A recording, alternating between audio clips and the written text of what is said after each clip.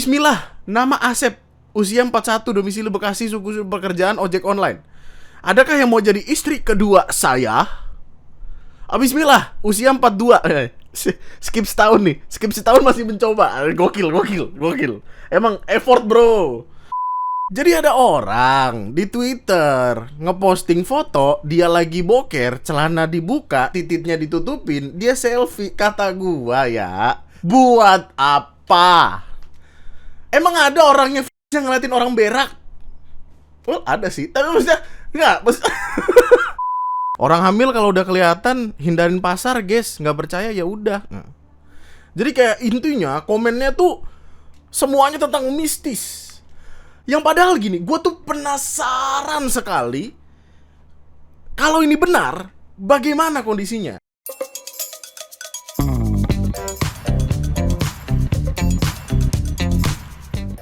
Hai, selamat datang di video gue kali ini. Dan selamat datang kembali di TNM, calon jenazah sekalian. Bagaimana kabarnya? Semoga sehat walafiat. Dan akan gue mulai video ini dengan pertanyaan paling sederhana, yang mungkin beberapa dari lu jawabannya akan beda-beda. Sosial media manakah yang menurut lu paling asik untuk lu mainkan sehari-hari? Karena gini, gue kasih background story. Gue kan terlalu lama di Twitter ya, dan majority konten gue datangnya dari Twitter sama Instagram. Tapi Twitter lebih banyak nih. Terus gue kayak yang makin lama makin capek gitu sama semua perdebatan yang ada. Akhirnya gue lebih sering ngeliat Facebook sekarang, marketplace atau apa segala macam. Terus gue jadi lebih menikmati Facebook gitu. Soalnya gini, udah mah Facebook datang dengan hal-hal yang di luar nalar ya. Maksudnya kayak datang dengan perdebatan-perdebatan seru, kayak perkara si Singamangaraja ini yang ternyata ada hubungan sama Belanda. Terus gue jadi ngeliatin postingannya dari Dokter Uli Kozok, yang mana ini akan menjadi perdebatan yang panjang dan seru sekali sebenarnya. Cuman bacaan-bacaan kayak gini gue nggak tahu bisa menemukan di tempat lain mana selain di Facebook gitu. Atau mungkin kurang dalam mainnya, nggak tahu. Facebook tuh menyenangkan. Gue pernah ngeliat ada satu komunitas tukang gorengan. Waktu itu gue lagi pengen bikin gorengan sendiri. Terus gue nggak tahu nih. Terus tiba-tiba di Twitter ada yang ngasih tahu, ke komunitas gorengan aja bakal dikasih tips and trick, apalagi cara jualan gitu-gitu. Terus gue jadi tahu gimana caranya ngebikin tahu lebih crispy, gimana caranya bikin tempe lebih crispy, gimana caranya goreng tempe tipis tapi nggak putus. Facebook mantep bro. Cuman seperti hal lainnya di sosial media, kan gak semua orang lurus, gak semua orang punya pemikiran yang tenang-tenang aja. Lu nih tiba-tiba dateng Asep Ferdiansyah dari grup poligami dengan nikah resmi. Bismillah, nama Asep, usia 41, domisili Bekasi, suku pekerjaan ojek online. Adakah yang mau jadi istri kedua saya? Bismillah, usia 42. Skip setahun nih, skip setahun masih mencoba. Gokil. Emang effort bro. Pekerjaan masih ojek online, sedang mencari yang gadis area Bekasi, usia di bawah 30.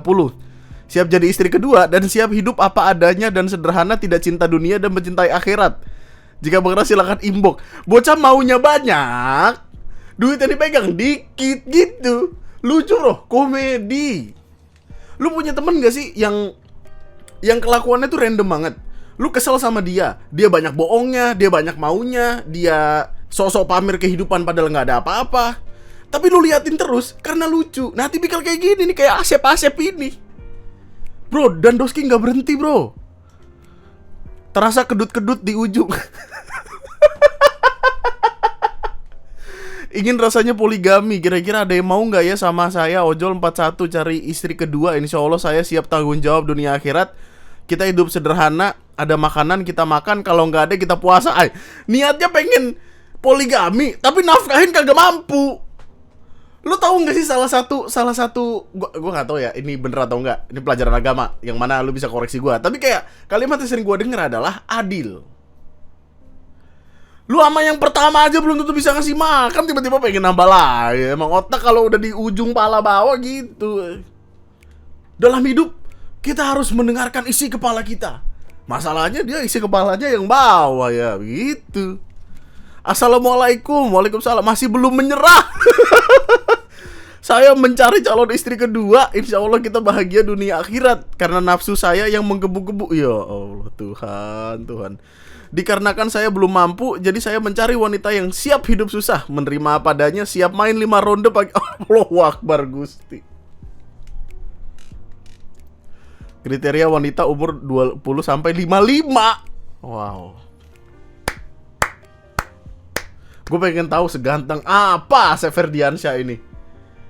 Asep. Allah, wow. Gue gedek banget sama kalimat ini mah.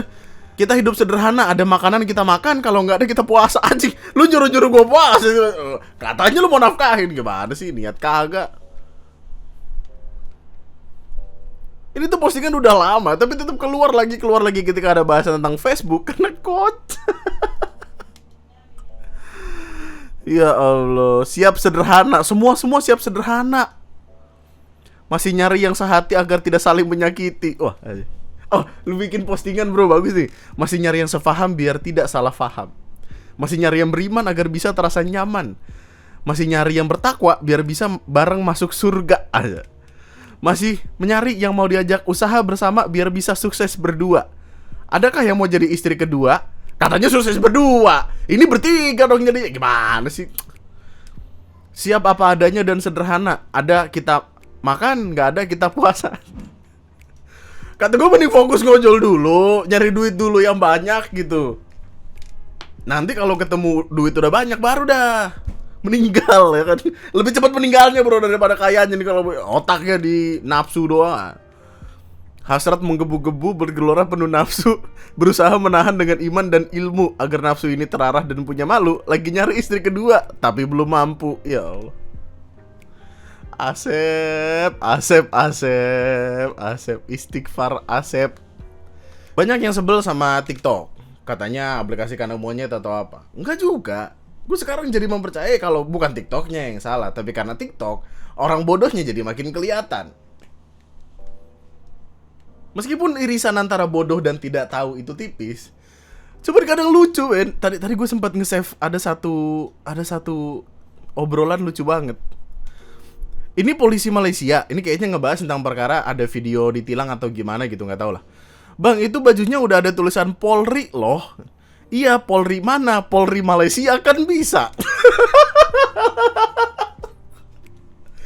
Polri lu tahu gak kepanjangannya apa? Kepolisian Negara Republik Indonesia. Kalau ditambah Malaysia Malaysia gabung kita bagaimana? Tiba-tiba hubungan ya ini nggak jauh beda sama TNI Amerika. Waktu itu segitu ini ngeri, rudal Indonesia yang bikin panglima TNI Amerika ketar-ketir TNI Amerika. Polri Malaysia. Wah, keren. Mungkin dipikirnya TNI itu Tentara Nasional Internasional.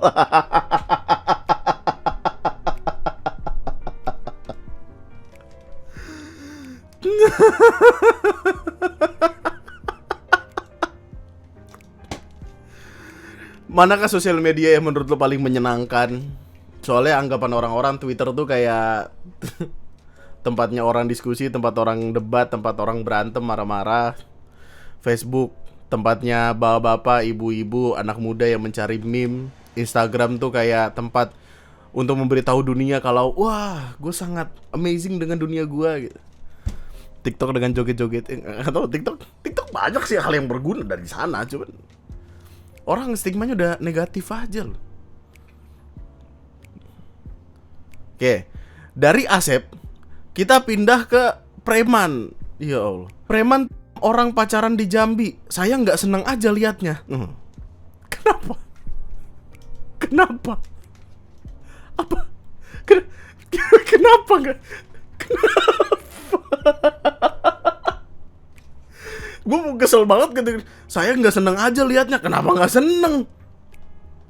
Masalahnya ada orang ditikam bro. Tapi alasannya dia saya nggak seneng. Gimana sih? Yang jadi pertanyaan orang-orang nih, bocah kenapa? Iri, pengen pacar juga, pengen punya pacar. Ya cari. Jangan ada orang pacaran ditikam. Gila. Gue cari tahu kan perkaranya. Kejadiannya sendiri terjadi di kota Jambi. di jembatan Gentala Arashi. Jembatannya gue lihat bagus dan emang ada beberapa titik yang kayak tempatnya tuh dijadiin tempat buat jalan-jalan sore, buat pacar-pacaran gitu kayaknya. Lo foto-foto, halo, halo bapak. Terus mungkin dia kesel ngeliatin orang, diancem-ancem gitu ya. Masalahnya dia itu baru 23 tahun. Gue gak tahu itu hitungannya baru atau enggak, tapi hitungannya masih ABG gitu gak sih? Enggak, masih muda lah intinya ya. Tapi kayak tiba-tiba datang terus marah-marah. Enggak apa baca lagi. Masih gitu. Pernikahan tersebut terjadi 21 Maret. Oh, udah lama dong, Maret, April, Mei. 2 bulan lalu. Korban bernama Rehan mengalami luka tusuk di bagian punggung. Kalau pengakuannya seperti itu, dia nggak seneng kalau ada yang pacaran. Tapi masih ada kemungkinan ada motif-motif lain, kayak apakah korban diperas atau enggak. Soalnya sempat ada omongan kalau si pelaku ini sering meras orang yang pacaran di kawasan itu. Oh nih, dia kerap mencari pasangan yang sedang duduk menikmati suasana, kemudian mengancam dan memeras wisatawan dengan meminta uang mulai dari 50.000 sampai 75.000. Tapi ini masih kita dalami, bla bla bla bla bla bla. Jadi kayak emang preman aja, tapi alasannya tol. Gak seneng cari sendiri. Emang lu mau lu lagi pacaran tiba-tiba ditusuk orang? Gila lu. Kagak danta preman emang. Tangkep ya pak. Tangkep pak. Biar makin kagak punya pacar dia. Gue curiga dia di Facebooknya, di IG, di WhatsApp story WhatsApp tau kan. Dia selalu bilang yang kayak kalau misalkan ada postingan-postingan orang-orang pacaran dia, kapan ya gitu. Kapan ya, me when, God when gitu. Blon. Penjara ya bang, penjara bang. Udah mau meres, nusuk. Oke, lanjut. Gini, beberapa waktu lalu, KAI tiba-tiba hadir dengan postingan ini. Hormati privasi dan kehormatan diri sendiri. Ada berbagai momen memorable saat naik kereta api. Pastikan lebih bijak saat membagikannya di media sosial, bukan hanya untuk menjaga privasi, tapi untuk menghormati martabat diri sendiri. Terus orang bingung, kenapa? KAI ada masalah apa? Kenapa yang kayak gini sampai keluar? Kemudian muncullah foto ini. Jadi ada orang di Twitter ngeposting foto dia lagi boker, celana dibuka, titiknya ditutupin, dia selfie. Kata gua, buat apa? Emang ada orang yang fetishnya ngeliatin orang berak? Oh, ada sih, tapi maksudnya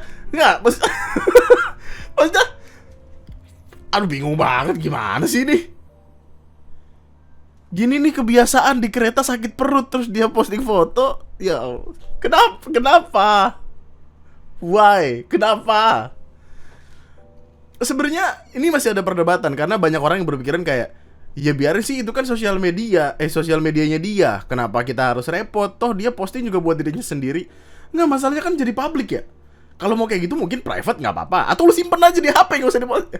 Gua nggak tahu, sekarang itu udah biasnya tuh udah kebuka lebar karena Twitter kan sekarang ngerekomendasiin berdasarkan apa yang rame, bukan apa yang kita follow. Tiba-tiba nongol begini gitu. Untuk apa? Dan men, lu tahu nggak? KAI itu dia punya kayak semacam tim pemantauan gitu, yang memantau CCTV, yang memantau rute, yang memantau tweet. Jadi tweet lu bisa dibaca dengan layar segede-gede gaban gini. Nah, coba bayangin, ini ada bapak-bapak lagi scroll. Ini kayaknya kalau nggak salah pakai tweet deck deh. Lagi nge-scroll tiba-tiba muncul ada mas-mas lagi bokir selfie. Kenapa?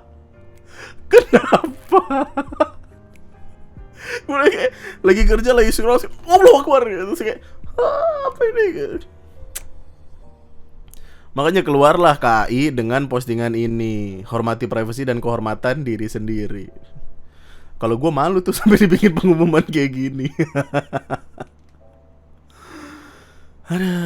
Ini reply dari fotonya. Selamat siang kak, sebelumnya terima kasih telah menggunakan jasa KAI. Namun, Realme mengimbau kepada seluruh penumpang untuk senantiasa menjaga norma dan etika termasuk dalam bersosial media.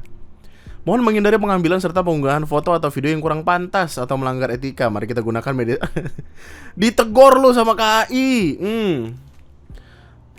Oh, tapi tetap ada yang mendukung, bukan mendukung sih, tetap ada yang ngomelin KAI. Ngapain KAI ngomelin orang foto selfie kayak gitu? Apa hubungannya jir KAI sama moralitas orang? Urusin kualitas kereta aja lu, masih banyak PR. Hubungannya dia foto senonoh di kereta. Menurut gua outrage netizen tidak sebanding dengan haram dari kelakuan orang itu. Kecuali dia eksip. Ya, nggak tahu ya. Jadi nggak seru bang. Min lu nggak lagi pansos kan dia mention lu, dia dengan lu reply jangkauan lebih luas, do it privately. Ya, jadi berantem. Ya,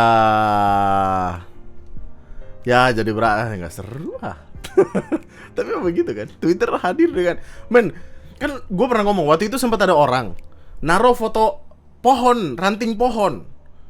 Terus kayak yang captionnya katanya di Twitter apapun bisa diperdebatkan. Coba perdebatkan tentang ini sambil ngasih foto ranting pohon. Di bawahnya langsung kayak, kenapa lu nyebut itu ranting? Kan itu bisa jadi dahan pohon. Ada yang reply lagi, maksud lo apa itu dahan? Dahan sama ranting kan sama. Terus mereka berdebat antara dahan dan ranting. Ya gimana ya? Enggak, kabar akhirnya kayak udah gue take down ya fotonya. Maaf sebelumnya udah merasa risih dengan unggahan foto saya yang kurang beretika. Ya udah, endingnya udah minta maaf ya, udah selesai berarti perkaranya. Udah berantem orang, heran gue. Twitter memang menyenangkan menyenangkan sekali. Oke, terus kita lari ke sosial media lain, ke TikTok. Ini akan menjadi perdebatan yang seru sekali karena ini ada benturan antara logika dan mistis. Keren. Oke, gini ya. Ini gue sempat debat sama istri gue, tapi kayak istri gue juga bingung nanggepinnya gimana. Karena gini, tiba-tiba muncul sebuah video di TikTok, datang dari akun Dr. Suryo, Human and Life, ya gitulah. Video awalnya ini, kita tonton bareng deh. Jadi ini di USG sampai 9 bulan terus hilang, Pak. Iya, pas poli, Pak. Mau USG ya? Ini USG terakhir? Ya, pas 3 hari sebelum USG, Pak. Disuruh USG kan? Kok kayak nggak masuk ini ya? Ya, itu kalau medis nggak masuk akal, nggak masuk secara medis, gimana penjelasannya? Jadi Bapak USG ke dokter kandungan. Ya. Udah cukup bulan, lewat bulan post date. Ini USG-nya. Ya. Terus habis itu disuruh ke rumah sakit untuk melahirkan. SC, bapak tuh bilang SC. Ya. Mau sesar. Kata Terus kan udah post date. sampai di rumah sakit. Sampai di rumah sakit kan disuruh ke poli, terus di USG ulang, Pak. Pas di USG tuh nggak ada, Pak. Terus dokternya bilang apa Terus penjelasannya? ini kan 2 dokter spoke tuh. 2 dokter. 2 dokter tuh, Pak. Karena dia nggak karena ini. kan dia kok bisa ini kemarin ada kan. Terus ini dipanggil lagi sama ini USG lagi di penyakit dalam, Pak. Oh, sampai penyakit dalam juga. Penyakit dalam, Pak. Terus Jadi sampai, dua SPOG. enggak, sampai ke ini, Pak, sampai USG apa? Yang ronsen kan Pak USG sama Pak yang Ronsen. Apa? Tapi yang USG Pak Manto dia kemana tuh? Itu ada di rumah Pak. Jadi dokter kandungan sampai 2. Terus dokter radiologi, dokter radiologi penyakit dalam. Penyakit dalam 2, Pak. Terus kesimpulannya apa? Kesimpulannya nggak ada. Bingung Pak. kalau di medis nggak ketemu. Sampai kami itu stres lah Pak kayak gitu sampai pasti kayak gitu kan. Ya Allah, bisa hilang. Ya ini saya juga nggak ngerti. Mohon maaf, ini saya rekam ya Bu ya. Iya, enggak apa-apa, Pak. Karena saya juga ya baru ketemu. Ya gitulah intinya gitu. Nih captionnya. Gitu, tapi Pasangan suami istri yang rutin periksa di dokter kandungan saat pemeriksaan terakhir disuruh ke rumah sakit untuk sesar karena sudah post date atau lewat waktu. Biasanya kan kehamilan tuh 40 minggu. Tapi ini udah mau 41, oke. Namun sesampainya di rumah sakit, bidan tidak menemukan kehamilan sewaktu dilakukan pemeriksaan rekam jantung bayi. Akhirnya dokter SPOG melakukan USG ulang dan anehnya tidak ada kehamilan. Minta tolong sejawat SPOG untuk periksa USG dan akhirnya sama, tidak ada kehamilan. Makin penasaran, akhirnya minta tolong dokter penyakit dalam untuk konfirmasi USG dan dokter radiologi untuk ronsen dan hasilnya sama, bayinya hilang. Kisah ini tidak masuk akal saya saat mendengar penuturannya, apalagi pasien tersebut juga seorang tenaga medis yang bekerja di RSUD Kota S. Intinya, hamil udah 9 bulan lebih. Artinya bayinya sudah bertumbuh dong. Maksudnya bayinya udah siap dikeluarkan karena artinya sudah matang. Tiba-tiba waktu mau disesar, loh kok nggak ada. Nah, menjadi perdebatan yang ramai sekali di TikTok. Dan komen-komennya bisa ditebak dong. Diambil palasik nggak? Tetanggaku ada gitu. Aku salah satu korban kena palasik pas kecil. Zaman sekarang masih ada palasik di Sumatera. BTW buat lu yang nggak tahu palasik itu apa, palasik tuh setan yang palanya doang, yang sama usus, yang sama organ-organ dalam itu yang biasanya dijual. Kan organ dalam lumayan dijual ya. Kenapa setan kagak dijual? Gitu-gitulah. Palasik intinya setan-setanan gitu yang emang katanya nyolong bayi, nyulik bayi. Biasanya metodenya adalah ada nenek-nenek dipegang bayinya atau malam-malam disamperin dimakan gitu-gitu karena dia makannya janin. Ya, gitu-gitulah. Urban legend. Janin diambil palasik. Dari kecil sering dengar orang tua cerita palasik itu orang yang menuntut ilmu hitam atau dapat keturunan ilmu hitamnya dari leluhur. Jadi mereka memangsa bayi dalam kandungan atau yang baru lahir. Orang hamil kalau udah kelihatan hindarin pasar, guys. Nggak percaya ya udah. Jadi kayak intinya komennya tuh semuanya tentang mistis. Yang padahal gini, gue tuh penasaran sekali kalau ini benar, bagaimana kondisinya. Gue nggak pengen penjelasannya mistis, gue nggak pengen itu. Yang logis ada nggak yang bisa menjelaskan ini? Sekarang cara gampang ya, kita tanya ChatGPT. Menurut ChatGPT, penjelasannya tuh ada 4. Ada blighted ovum, which is hamil kosong. Hamil kosong sama hamil anggur sama nggak sih? Kayak kondisi yang kantung kehamilannya terbentuk, tapi embrionya nggak berkembang. Jadi kayak di rahimnya tuh kosong, ada kayak numbuh lama-lama gede gitu, tapi kosong, nggak ada janinnya. Hamil anggur nggak sih sebutannya? Tapi biasanya jarang bertahan sampai 9 bulan. Terus ada kehamilan palsu, itu ngaruh ke kondisi psikologis.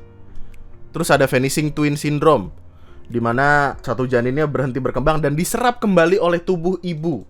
Tapi biasanya terjadi pada trimester pertama. Karena kalau misalkan udah gede, udah jadi, maksudnya tulang, daging, apa segala macam udah jadi, gak mungkin diserap sama tubuh ibu dong, harus dikeluarkan. Meskipun dengan kondisi janin yang sudah meninggal, harus dikeluarkan. Terus opsi keempat adalah kesalahan diagnostik. Kemungkinan adanya kesalahan dalam interpretasi hasil USG.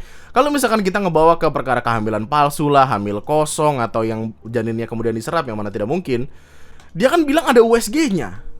USG-nya gimana? Susah bro, untuk kayak masuk nalar tuh susah gitu. Ini tuh video udah lama, 6 hari lalu. Udah sempet gue bahas di Nyari Konten Live. Tapi kayak karena belum ketemu jawabannya, gue masih bertanya-tanya. Kalau penjelasannya hanya tentang goib, hanya tentang yang mistis, susah untuk dipercaya. Karena kebanyakan dari yang cerita kayak sepupu aku, tetanggaku juga gitu, zaman sekarang masih ada, seingat aku. Jadi kayak bukan yang dianya gitu yang kena. Jadi kayak tidak bisa bercerita secara pasti gitu. Grok ditanya, saya bukan dokter tapi berdasarkan pengetahuan medis, cerita tentang bayi menghilang dari rahim setelah 9 bulan sulit dipercaya. Oh ini yang tadi diserap tubuh tuh namanya fetal resorption. Ya, jadi janin mati terus tubuhnya hancur dan diserap kembali oleh tubuh. Tapi menurut gua kasus ini tetap aneh, soalnya janin umur 9 bulan. Itu biasanya kalau mati ya dilahirkan dalam keadaan mati, stillborn. Karena kalau badan janin udah terlalu besar pasti nggak bakal bisa terserap. Simpelnya gitu. Gimana? Penjelasannya apa? Nggak ketemu. Kita hanya bertanya-tanya. Gue penasaran banget. Gue lebih ke penasaran. Jangan bawa gue ke hal gaib dulu gitu. Dari kebetulan gue fisika medis dan pernah dapat kuliah soal anfis dan radiologi. Jadi kalau kata dosen gue, USG itu operator dependen. Artinya hasil citra yang didapat dari satu tenaga ahli USG akan sangat mungkin berbeda dengan tenaga ahli lain. Mungkin saat di USG keduanya ada kerusakan alat. Bisa jadi. Atau yang paling ekstrim adalah cerita dari Twitter ini. Udah 2 kali dapat cerita dokter SPOG yang nemuin kasus kayak begini. Dan kebetulan 2 dokternya turun tangan langsung. Ditelusurin bener-bener karena curiga. Ternyata pasiennya yang bohong. Bayi udah dilahirkan sendiri tapi dijual ke orang. Satu di Kalimantan, satu di Sulawesi. Terus ada nanya, lagian itu kenapa sih pakai ke SPOG lagi? Ya ceritanya KRS pura-pura mau lahiran, ditunggu kok nggak lahir-lahir, pas dicek bayi nggak ada, ya udah lanjutin sandiwaranya, nangis-nangis histeris biar orang-orang percaya bayinya hilang diculik setan. Ini ekstrim nih, kemungkinan yang ekstrimnya ini, tapi kan kita nggak bisa menuduh karena belum pasti. Ada yang nanya lagi, tapi kalau udah melahirkan sembunyi-sembunyi harusnya ada tanda-tanda nifas kan? Dokter bisa memeriksa si ibu. Iya, tapi kondisi panik, nggak ada yang enggak kalau si ibu udah selesai lahiran, Kak. Perut masih gede, teriak-teriak kesakitan, keluar darah dari vagina. Pasti orang-orang pada mikir ini proses menuju lahiran, tapi pas ditungguin bayinya nggak keluar-keluar, setelah USG baru ketahuan rahimnya kosong. Gimana? Menjadikan pertanyaan yang luar biasa nggak masuk akal.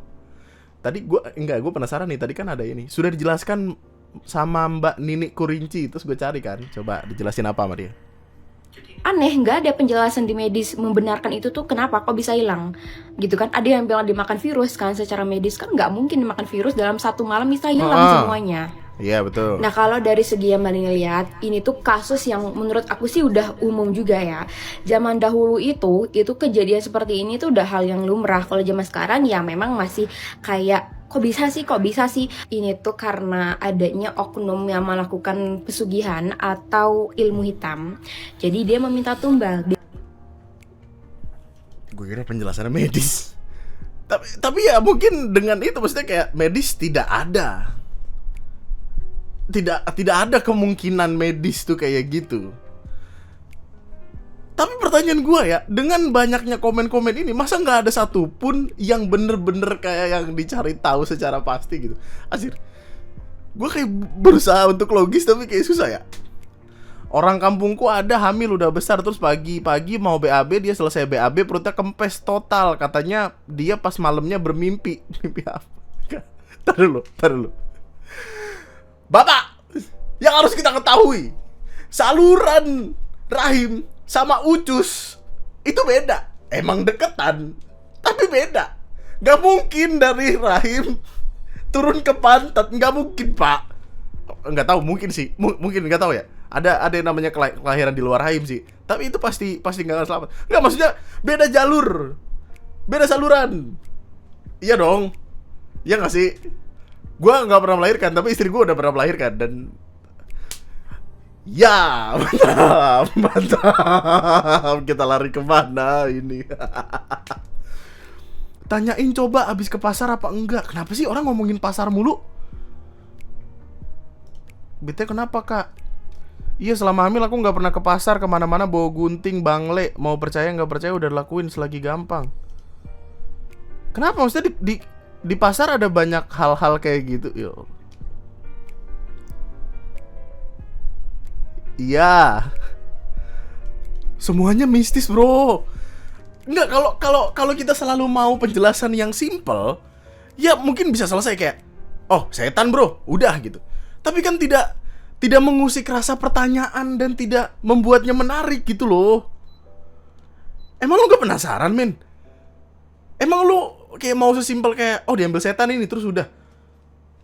Kurang greget gitu kayak, penjelasan apa kayak gitu? Yang gak percaya hal gaib sedang berusaha mencari jawaban yang masuk akal. Dalam misal udah dijelaskan kalau kita itu berdampingan dengan hal gaib. Tunjukin dong hal gaibnya, pengen gak? Duh, berdebat. Yang gue takutkan, yang paling gue takutkan, to be honest, adalah yang terakhir ini, yang perkara bayinya memang sudah keluar, yang mana jatuhnya seuzon kan jadinya. Dan gak enak kan nyeuzonin orang gitu. Gimana bro? Gue cuman pengen ngangkat ini ke lu untuk mungkin ada SPOG spesialis obgyn yang bisa membantu menjelaskan kepada saya, karena saya penasaran sekali. Ini sebenarnya masih ada lanjutannya sih. Kayak yang pertama kan ini, terus kayak yang, ya bagi sebagian orang gak akan percaya, tapi ini nyata karena aku sendiri pernah mengalaminya. Bayiku hilang di usia 6 bulan. Kenapa bisa, Bun? Awalnya aku tidur siang, terus mimpi ada yang remas perutku dan bilang, ku ambil anakmu. Lalu aku bangun dan perutku udah kempes. Terus pergi ke dokter kandungan USG, udah gak ada. Pernah terjadi di kakakku yang paling besar, periksa bidan rutin, USG sudah, gara-gara pergi ke kebun sama suaminya. Pulang-pulang hilang anak dalam perutnya yang baru berusia 6 bulan. Benar-benar kempes. Sama persis kayak tetangga saya. Pada saat di USG bayinya ada dan udah cukup bulan untuk dilahirkan. Rencana proses lahiran sesar di rumah sakit. Setelah masuk ruang operasi, bayinya hilang. Padahal sebelum operasi sempat di USG bayinya ada detak jantung bagus dan sehat. Kalau sang pencipta sudah berkehendak, apapun bisa terjadi. 2 teman suami, ibuku, tetangga saya, terjadi di Gorontalo, almarhum ibu saya. Men, ini menimbulkan rasa penasaran. Enggak gini, ternyata banyak banget ya. Iya kan? Kok nggak ada yang membuat riset atau paper atau tesis apapun itu yang jurnal-jurnal ilmiah untuk menjelaskan ini?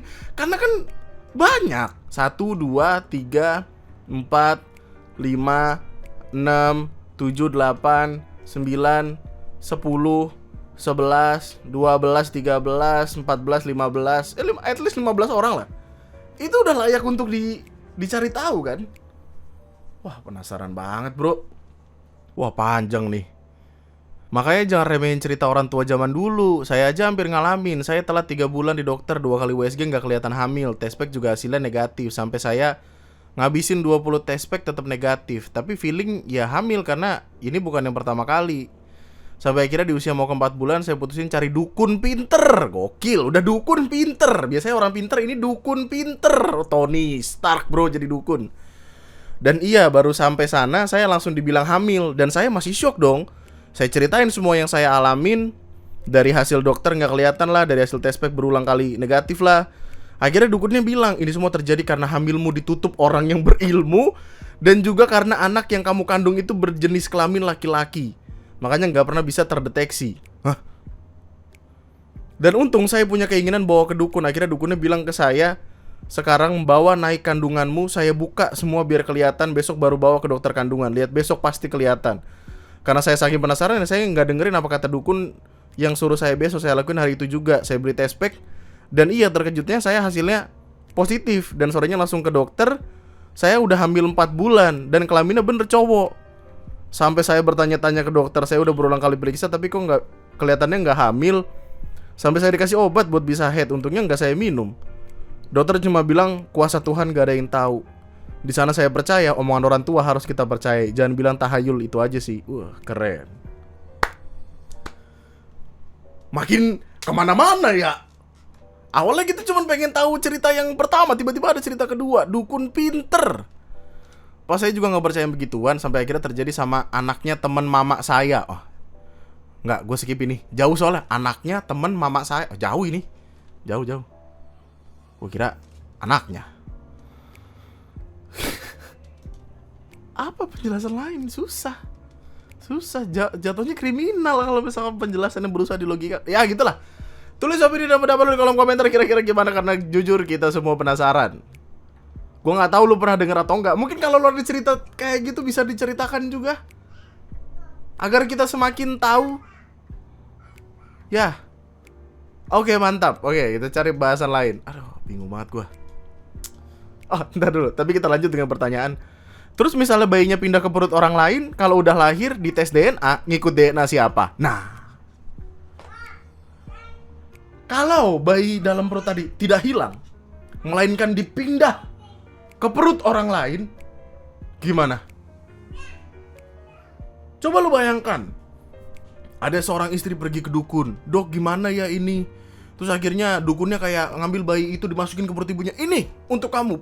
Tiba-tiba langsung gede gitu kan. Terus waktu lahiran, suaminya bingung. Lah, kok mukanya kagak mirip gua? Coba tes DNA. Waktu tes DNA, lah beda. Malah bikin pertengkaran rumah tangga. Malah berantem. Aduh ya Allah, lucu banget. Karena gini, perkara-perkara kayak gini takutnya perkara-perkara kocak yang kayak waktu itu. Gue sempet ada yang jelasin kan. Oh, ini tahun berapa ini? 22 Februari 2021 lo kalau mau ngeliat kocak dah. Janda Cianjur hamil tanpa hubungan seks, angin kencang masuk nasa. Hamil karena kipas angin, bro. Anaknya Cosmo Swadesta. Bagus. Let's go.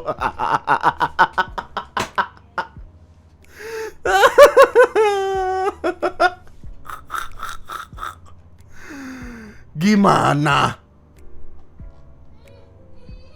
Deh. Kita cari bahasan lain. Kun itu pengen ngebahas perkara ini si Aldi CJR ini, tapi kayaknya di next time ya, videonya udah kepanjangan. Kita akan tutup perkaranya dengan ini, gokil. SMKN 1 Tejakula sewa DJ untuk rayakan kelulusan, gokil. Arya Wedakama siap OTW sidak ke sekolah, ini tanggal 8 Mei. Ramai di sosmed, tanggal 7 kejadiannya di Bali. Terlihat dalam video ada siswa SMK yang menikmati musik dengan DJ yang cukup seksi.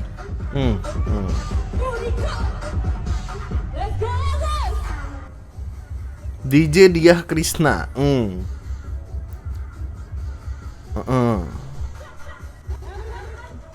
Enggak, ini di gedung sekolah, di lapangan sekolah apa gimana? Oh iya nih men, di sekolah ini men. Ya, copyright dong. Temuan SMKN 1. Tunggu AWK sidak ke sekolah yang doyan party. Bali sedang prihatin sing ada ekonomi, kok bisa-bisanya perpisahan begini. Ah, coba gue pengen tahu sekolahnya gimana. Oh, seperti tidak ada apa-apa ya. Oh, komennya dibatasin. DJ terus. Jadi DJ yang tampil itu namanya DJ Diah Krishna.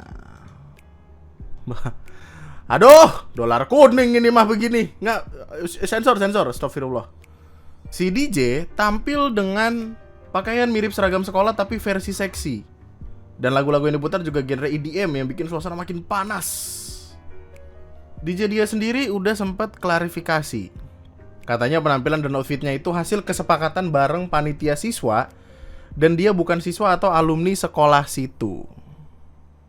Kami diundang dan perform sebagai talent DJ, genre lagu serta outfit kesepakatan bersama antar kami dan panitia siswa.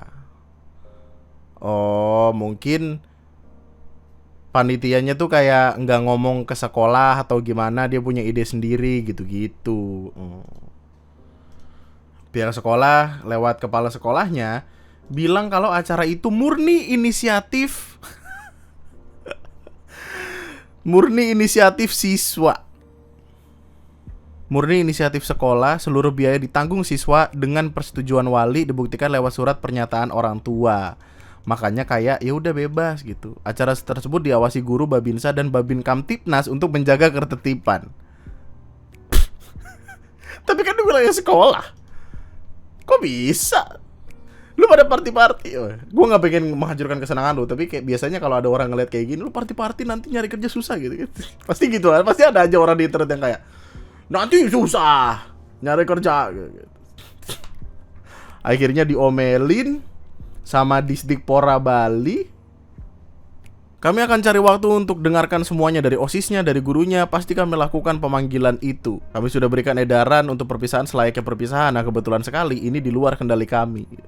Mungkin gurunya kaget juga yang lihat kondisi di sana. Jadi ini jadi evaluasi. Party. Let's go. Keren banget, keren. Sama ini malam perpisahan SMKN 3 Kupang.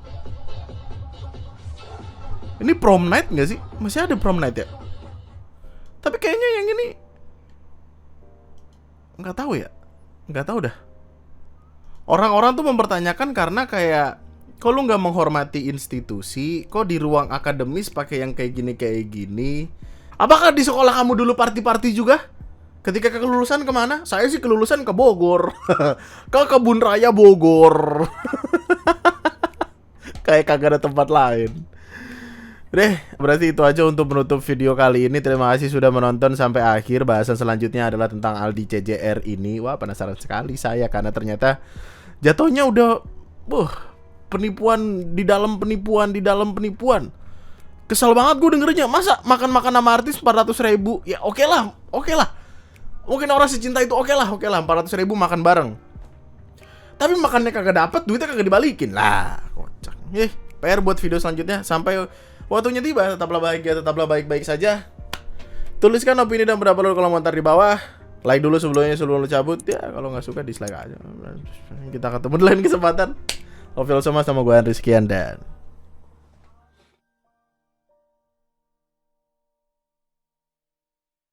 Sumpah gue masih penasaran banget sama Asep Ferdiansyah ini.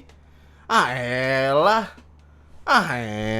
Asep Ferdiansyah kemana sih? Pengen tahu gue. Pengen ngomong kasar tapi nggak cocok sama muka aku yang imut ini. Anjing, kenapa gitu? Lu lihat quotes dari Asep.